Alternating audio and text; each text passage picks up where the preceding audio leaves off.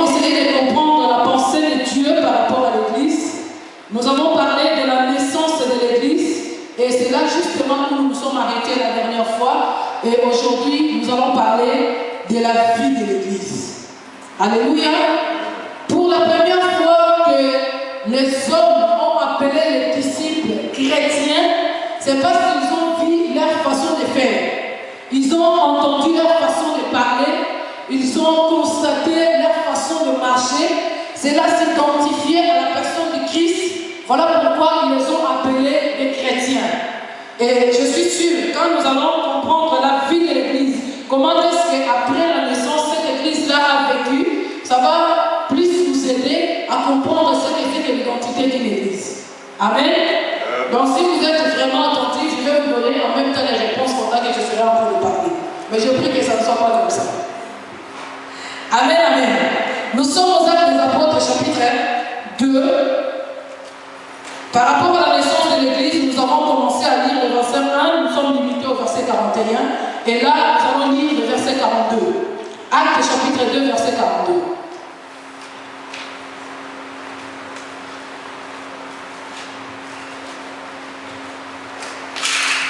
Vous savez, les dimanches, après le culte ici, l'après-midi, j'étais à Créteil. Le pasteur Muzolo avait une activité bien sûr dans son église, mais c'était aussi associé avec son anniversaire. Donc il y avait vraiment un peu beaucoup des invités. Et il a prêché par rapport à la mission de l'église. Après qu'il a fini de prêcher, au moment où les hommes de Dieu qui étaient présents dans la salle, chacun prenait la parole pour saluer et bénir l'église. Il y a au moins 3 hommes de Dieu qui ont dit que ce même dimanche-là, c'était le message qu'ils ont aussi donné dans leurs églises. Donc j'ai fini par comprendre que Dieu veut réellement que son peuple comprenne le sens de l'église. Dieu veut que nous réalisions vraiment ce que c'est que l'église et pourquoi l'existence de l'église. Et comme on pourra dire la Bible, Dieu cherche de ses serviteurs fidèles qu'ils soient capables de donner la nourriture du temps convenable. Je bénis le Seigneur parce que je me dis, sûrement cet enseignement est venu à son temps. C'est vraiment la nourriture du temps convenable et je suis seulement un peu triste pour ceux qui ne sont pas là, pour ceux qui ne sont pas intéressés par ces enseignements. Parce que croyez-moi, la connaissance est un pouvoir. La Bible même dit, mon peuple périt parce qu'il lui manque la connaissance. Et si nous avons de telles occasions pour apprendre et avoir la connaissance, si nous négligeons cela, c'est qu'il y a vraiment un problème. Je disais, nous allons lire Actes chapitre 2, verset 42.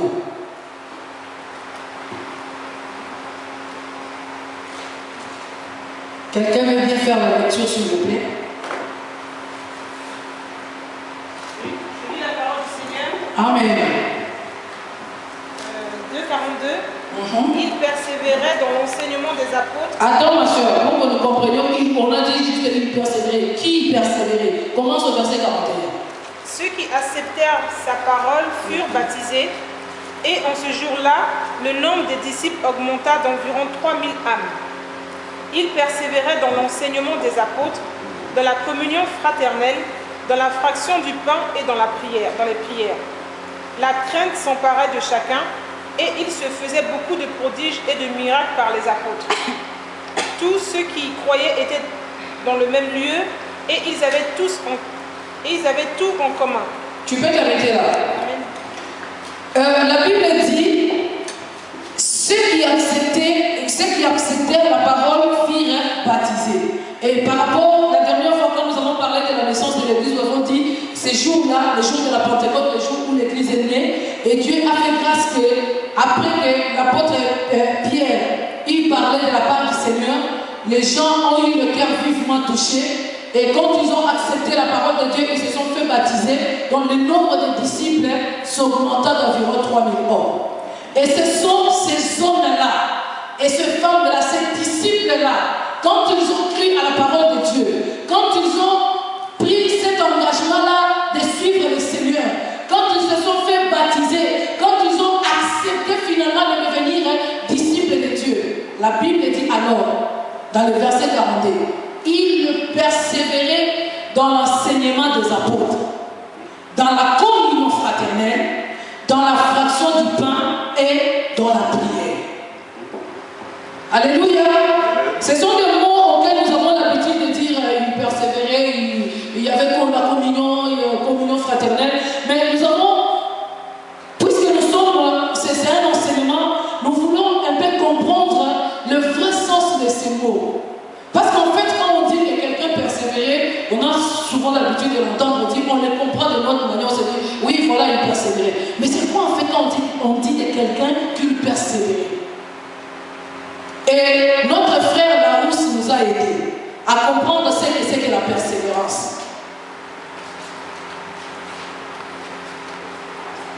Persévérer, ça veut dire persister, demeurer ferme et constant dans un sentiment. Persévérer, ça veut dire persister. Et pour donner encore plus d'explications, persévérer, ça veut dire demeurer ferme et constant dans un sentiment. C'est-à-dire pour dire de quelqu'un qui lui persévère, ce n'est pas quelqu'un qui il vous dit oui, moi je veux bien, moi je suis là. Aujourd'hui vous le voyez, demain il n'est pas là. Après une semaine, il se dit oh non, je suis en train de me reposer chez moi. Oh non, non, je suis tellement fatigué ce jour, j'ai beaucoup travaillé à l'église, je vais prendre un peu du repos. Non, quand on dit de quelqu'un qui est persévérant, ça veut dire qu'il est constant dans ce qu'il fait. Donc il le fait habituellement, il le fait continuellement. Et la Bible nous parle de ses disciples, de ces gens qui ont accepté Jésus. Quand on parle qu'ils persévéraient, cela veut dire ils ont demeuré fermes dans ce qu'ils ont cru. Ces sentiments-là d'appartenir à Jésus, ces sentiments-là de donner leur vie au Seigneur, ces sentiments-là d'abandonner la vie du péché, ils sont restés fermes par rapport à ça et en cela constamment. C'est pourquoi dans la livre de l'Apocalypse, la Bible dit celui qui persévérera jusqu'à la fin, c'est celui-là qui sera sauvé. Parce que commencer, j'ai lu un langage un jour dans un livre, on dit commencer est propre à tous. Tout le monde peut commencer. Aujourd'hui, on va commencer par exemple à l'église. L'église, quand ça commence, il y a des vagues de gens qui viennent. Même ceux qui viennent par la curiosité, ceux qui viennent parce qu'ils veulent être là, ceux qui viennent parce qu'ils sont invités. Beaucoup viennent. Mais le problème, arriver jusqu'au bout est propre à ceux qui ont le cœur tué. Arriver jusqu'au bout, continuer la mission jusqu'à ce que Jésus revienne, c'est ça le problème. C'est pourquoi l'Apocalypse ne fait pas attention à ceux qui commencent. Dans le livre de l'Apocalypse, Jésus ne fait même pas attention, il ne parle même pas de ceux qui ont commencé, mais il dit, c'est lui qui persévéra jusqu'à la fin. Essaye un peu de voir maintenant la manière dont tu as commencé ta vie chrétienne. Essaye de voir la manière dont tu as commencé dans cette équipe où tu travailles. Essaye de voir la manière dont tu t'es, le jour où tu as pris l'engagement de marcher avec le Seigneur, le jour où tu as pris ton baptême, l'engagement que tu as pris avec le Seigneur. Est-ce qu'aujourd'hui, on peut dire de toi que tu es persévérant?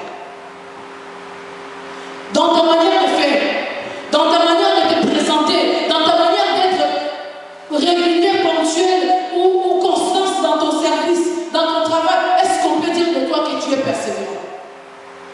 Mais la Bible dit, ces disciples-là, ils ont été persévérants.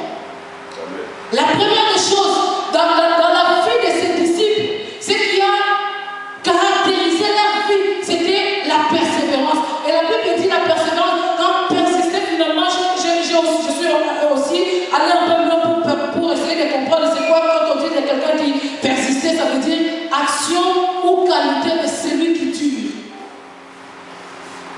Bien aimé, l'apôtre Paul est en train de s'étonner par rapport aux habitants de Galate. Il dit, ça m'étonne, après avoir commencé dans l'esprit, qu'est-ce qui a fait que vous finissez par la chair? Qui vous a ensorcelé, habitants de Galate? C'est aujourd'hui ce que nous sommes en train de vivre dans l'église. L'église étant le peuple spirituel de Dieu. L'église étant quelque chose qui est venu de la pensée de Dieu. L'église n'est pas physique, l'église est spirituelle. Mais nous constatons aujourd'hui ceux qui font partie de l'église, ceux prétendent être membres de l'église, ils vivent d'une façon charnelle. Ce qui n'est pas cohérent, ce qui n'entre pas dans la pensée de Dieu. Mais le peuple est notre foi, les gens qui ont commencé l'église, les gens sur qui nous devons suivre les traces. La Bible nous dit qu'ils ont été persévérants. Mais d'où vient aujourd'hui que les chrétiens ne sont plus persévérants?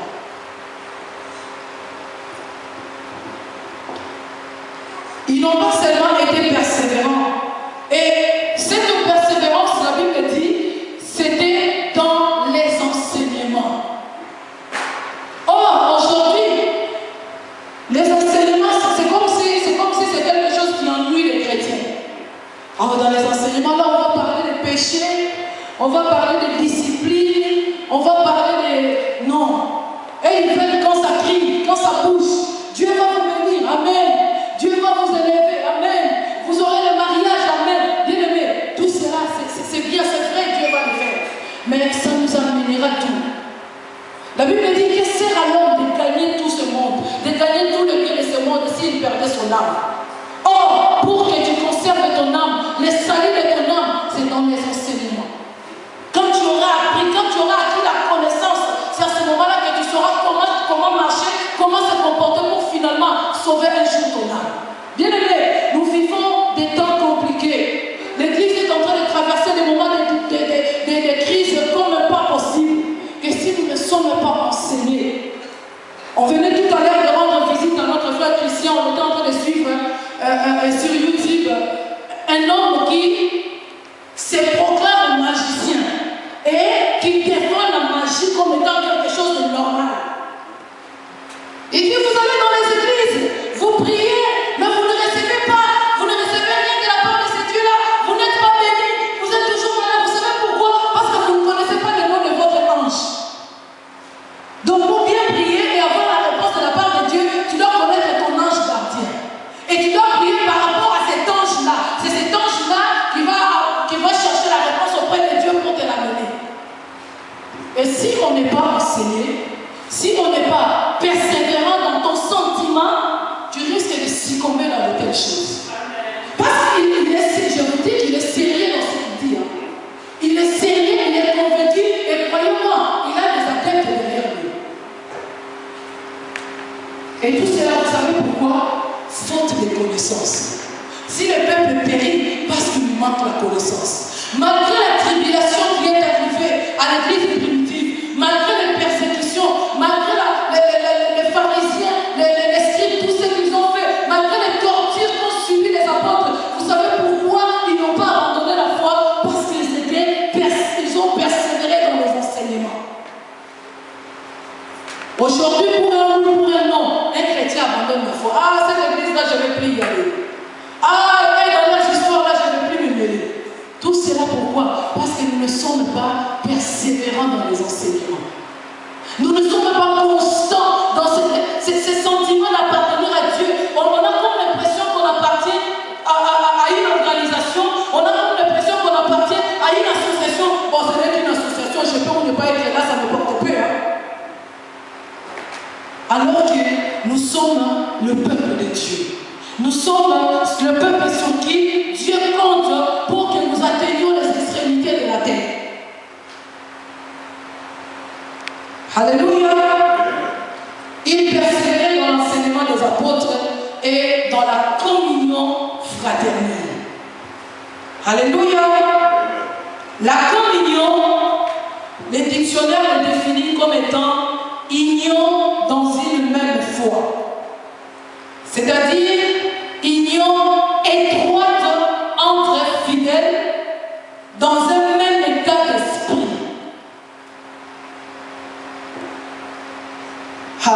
S'il faut vraiment comprendre la communion dans ce sens-là, je dirais qu'aujourd'hui à l'église, la communion n'existe plus. Ces gens qui ont crié au Seigneur, les gens qui sont devenus des disciples, la Bible dit, non seulement ils persévéraient dans les enseignements, mais ils persévéraient aussi dans la communion. Et on nous explique la communion comme étant l'union dans une même foi. C'est-à-dire une union étroite entre les fidèles ou entre les frères, ayant un même état d'esprit.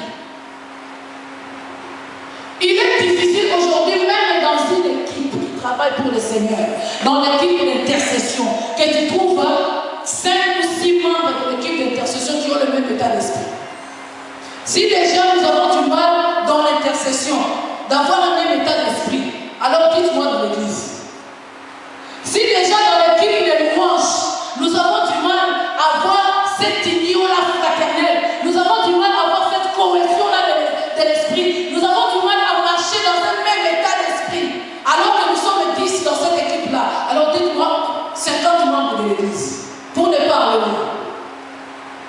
Bien aimé, ces gens-là, on ne parle pas des extraterrestres, on ne parle pas des hommes vains, c'était des gens de la même nature que nous, qui avaient les sangs rouges comme toi. Mais si eux, ils ont réussi à marcher dans la communion fraternelle, qu'est-ce qui se passe aujourd'hui pour qu'il n'y ait plus la communion dans nos églises? Qu'est-ce qui fait qu'aujourd'hui, ceux qui se disent chrétiens, ceux qui se disent appartenir à Jésus, ils n'arrivent plus à vivre ensemble? J'ai appelé une sœur la dernière fois, bon, j'étais son nom pour le respect de sa personne. Elle me dit, ah oui, je ne viens plus à l'église. Oh non, j'ai déjà dit ça à la porte, je ne vais plus venir. Parce que tu vois, avec les églises où il y a beaucoup de personnes comme ça, souvent c'est toujours compliqué. Moi, je commence maintenant à fréquenter une petite église où il n'y a pas beaucoup de gens, comme ça on est tranquille et tout. Ah bon? Ah bon? Cette église, pour un jour, il y avait 3000 âmes. Mais la Bible dit, chaque jour, Dieu ajoutait dans l'église le nombre de ceux qui sont sauvés. On ne sait pas, ça s'ajoutait 5 par jour, 10, 15 ou combien. Ça veut dire que ça croissait de jour en jour. Mais malgré cette multitude-là, ils ont vécu dans la communion fraternelle. Mais aujourd'hui, pour une église de 100 personnes, les gens se disent, non, on est tellement beaucoup qu'il y a trop de problèmes. Moi, je ne vais plus là-bas, je vais aller dans l'église où il y a 4 personnes. Vous pouvez être 4, vous pouvez être 2, mais si vous n'êtes pas convertis, vous aurez toujours des problèmes. Alléluia. Ils ont persévéré dans la communion fraternelle. Et quand on parle de la communion fraternelle, la fraternité, c'est en fait quelque chose qui est propre entre frères. Bien aimés. Il vous arrive d'appeler quelqu'un qui a à côté mon frère, ma soeur, sœur Anne, sœur Montana, frère César. Mais est-ce que nous réalisons vraiment que nous sommes des frères? Ou on se dit, voilà, lui il vient de chez lui, moi je viens de chez moi, on se rencontre à l'église, après tout le monde rentre chez lui, c'est bon.